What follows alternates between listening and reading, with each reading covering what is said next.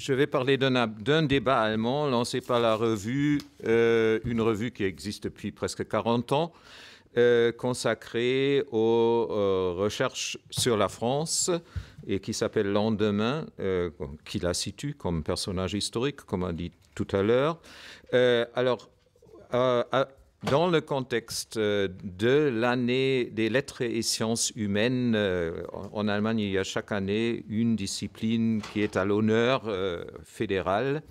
On a publié un article programmatique d'un collègue et ami avec le titre Critique littéraire comme savoir de la vie, Literaturwissenschaft als Lebenswissenschaft, qui a déclenché un débat en Allemagne.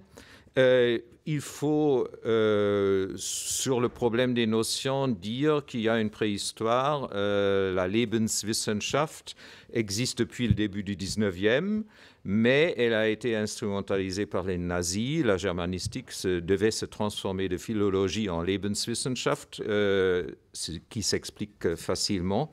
Donc il y a une réticence que les life sciences ne connaissent pas du tout, mais qui est quand même encore assez virulente dans les lettres et sciences humaines. Donc l'article a déclenché un débat jusque dans la presse nationale. L'article programmatique a été publié par la PLMA. Donc il y a eu un certain écho.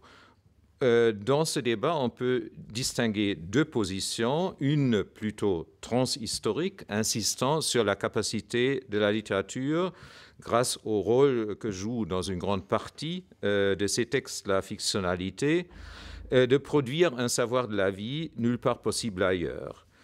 Celle-ci a été défendue dans l'article programmatique, même si l'auteur, dans son introduction, se réfère avec une longue citation à l'essai de Nietzsche de l'avantage et de l'inconvénient de l'histoire pour la vie. Une autre position insistait beaucoup plus sur le caractère historique du savoir de la vie de la littérature, soulignant la capacité exceptionnelle de la littérature d'aborder des questions de cet ordre.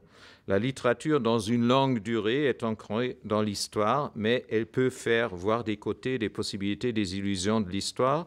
Elle peut aussi interrompre l'histoire que la discipline historique ne peut ni ne veut aborder.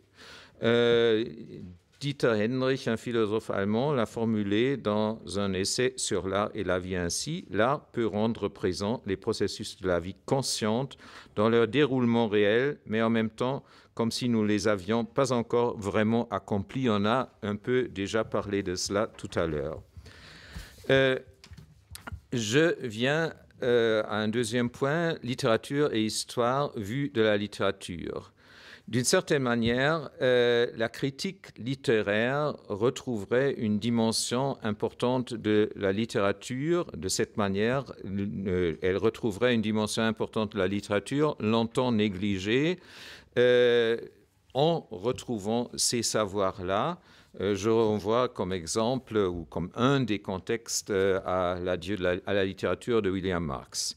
Si le texte introductoire à notre colloque suggère que l'idée multiforme semble ainsi s'imposer d'une proximité entre l'écriture de l'histoire et l'écriture littéraire, ce n'est pas tellement à cause des nombreuses œuvres de témoignages ou d'investigation, ni à cause d'une étonnante présence de sujets historiques dans la littérature française contemporaine, et peut-être pas seulement parce que les deux, et je cite encore, se rejoignaient en un point d'origine qui serait la pratique scripturaire comme acte mémoriel.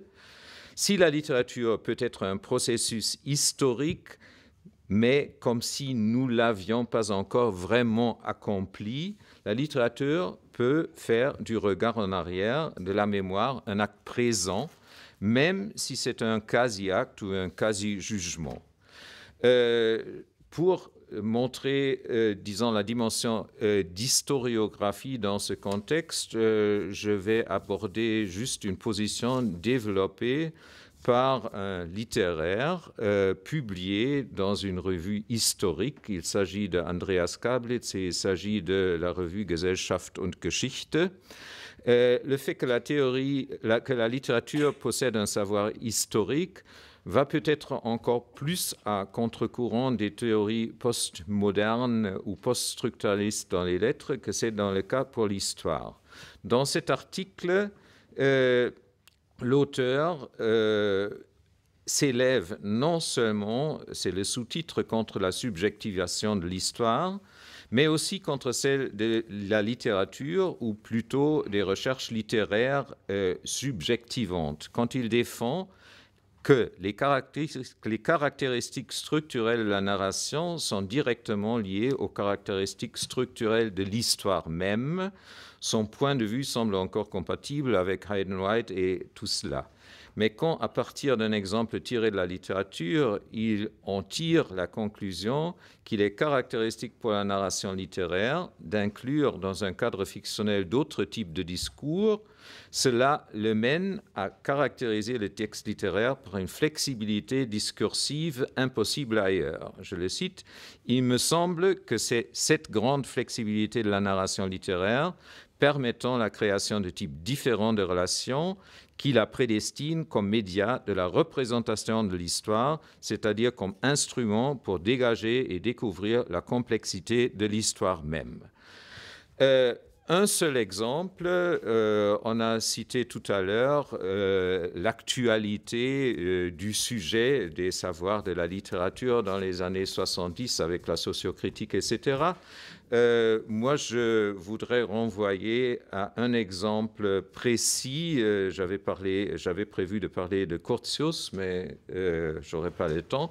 Donc, je vais juste évoquer un exemple de la présentation du savoir de la littérature par un critique littéraire, c'est-à-dire par Erich Auerbach, dans sa Mimesis. Erich Auerbach écrit en même temps un article avec le titre « Philologie de la littérature mondiale ». Et il termine son grand livre, la Mimesis, par les mots « Peut-être sera-t-elle, la littérature à venir, trop simple pour ceux qui, malgré tous les dangers et toutes les catastrophes, admirent et aiment encore notre époque pour sa richesse de vie et son point de vue historiquement incomparable. » Et contre cet avenir dans lequel nous vivons probablement déjà, Auerbach revendique et espère dans son article une littérature qui serait, je le cite, document de l'avancement brutal et plein d'aventures des hommes vers la conscience de leur situation et l'actualisation des possibilités qui s'offrent à eux. Donc, une littérature qui n'oublie pas la richesse de son savoir sur la vie et sur l'histoire. Je termine avec cela et le reste peut-être pour les questions.